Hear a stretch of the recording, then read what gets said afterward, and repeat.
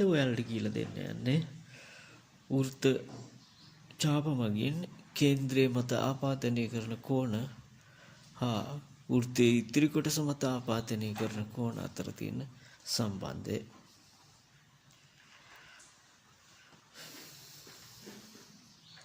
බලමු අපි ඉස්සෙල්ලාම වෘත්තයක් ඇඳගෙන මම කවකට පාවිච්චි කරන්නේ මෙන්න මේ විදිහට වෘත්තයක් ඇඳ ගන්නවා.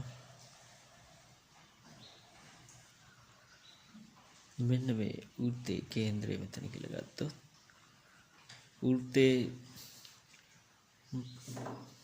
වෘත්තයේ මත පිහිටි ලක්ෂ දෙකක් මෙන්න මේ විදිහට ගත්තොත් A සහ B කියලා මෙන්න මේ කොටසට කියනවා අපි ඡාප දිගක් කියලා. එතකොට වෘත්තයේ අපි මේ විදිහට කේන්ද්‍රය අපි ගමුකෝ O කියලා. අපි මෙන්න මේ විදිහට OA කියන අරය සම්පූර්ණ කරනවා. OB කියන අරය සම්පූර්ණ කරනවා. ඔන්න එතකොට මෙන්න මේ ඡාපයේ දෙපැත්තේ පිහිටි මෙන්න මේ ඡාපයේ මගින් කේන්ද්‍රයේ මත ආපාදනය කරන කෝණය අපිට එනවා මෙන්න මේක. ඒකට කියන AOB කෝණය කියලා මෙන්න මේ කෝණය.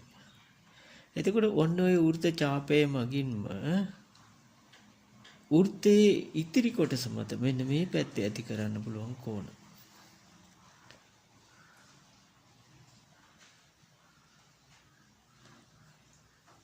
මෙන්න මේ වෘත්ත ඡාපයේ මගින් මේ පැත්තේ ඇති කරන්න පුළුවන්.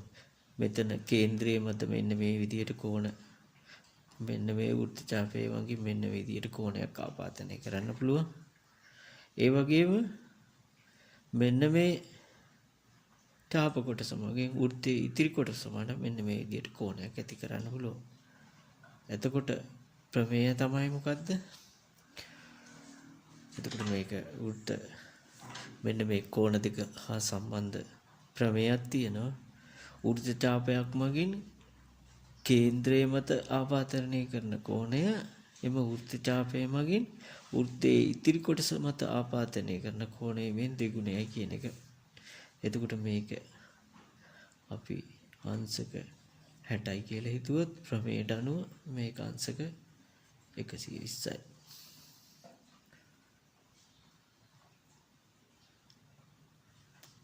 ඒ වගේම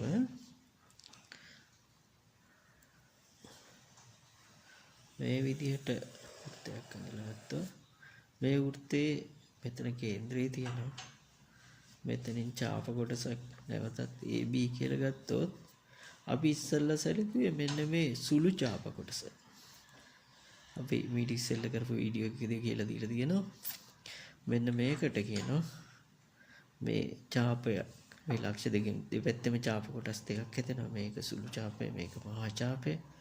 එතකොට මෙන්න මේ මහා ඡාපයේ මගින් කේන්ද්‍රය මත ආපාදනය කරන කෝණය සැලකුවොත්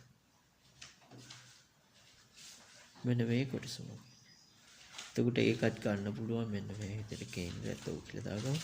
OA හා OB අරයන් සම්පූර්ණ කරලා එන මෙන්න මේ පරාවර්ත කෝණය තමයි අපි ගන්න ඕනේ. ඒක මහා වෘත්ත ඡාපයේ මගින් කේන්ද්‍රය මත ආපාදනය කරන කෝණය. එතකොට මේ විදිහට ගත්තාම මේ කෝණය වෘත්තයේ ඉතිරි කොටස මත ආපාදනය කරන්නේ කොහෙද? මෙන්න මේ වෘත්ත ඡාපය මෙන්න මේ පැත්තේ තමයි කෝණ ආපාදනය කරන්නේ. කෝණ හදන්නේ මෙන්න මේ පැත්තේ. එතකොට මෙන්න මෙතනින් මෙන්න මේ හැදෙන කෝණය අපි කියනවා අර ප්‍රමේයට අනුව මොකද්ද? වෘත්ත ඡාපයක් මගින් කේන්ද්‍රය මත ආපාදනය කරන කෝණය වෘත්තයේ ඉතිරි කොටස මත ආපාදනය කරන කෝණයෙන් දෙගුණයයි කියන ප්‍රමේයෙන් අපිට ගන්න පුළුවන් මොකද්ද? මෙන්න මෙතන අංශක 120යි න මෙන්න මෙතන එන පරාවර්ත කෝණය AOB පරාවර්ත කෝණය අංශක අපිට ගන්න පුළුවන් 240යි කියලා. එතකොට AOB පරාවර්ත කෝණය කීයද අංශක 240යි.